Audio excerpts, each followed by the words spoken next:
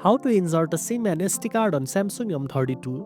First of all, take the SIM ejector tool that comes with your phone and locate the SIM tray on the left side of the device.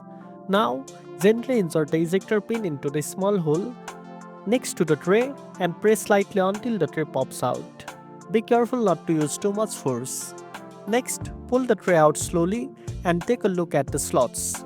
The Samsung M32 has a triple slot tray, which means you can insert two SIM cards and one SD card at the same time. Now place your primary SIM card in the first slot labeled SIM1. If you are using a second SIM, place it in the SIM2 slot right next to it. Make sure both SIM cards are properly aligned with the metal contacts facing down. Then, insert your microSD card in the dedicated slot. After everything is in place, gently slide the tray back into the phone and push it all the way in until it fits snugly. Finally, wait for a few seconds while the phone reads the SIM and SD card. You should now see signal bars appear and you can check your storage settings to confirm the SD card has been detected. And that's it. Now you know how to insert SIM and SD card on Samsung M32.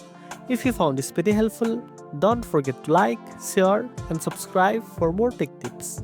Thanks for watching and I'll see you in the next one.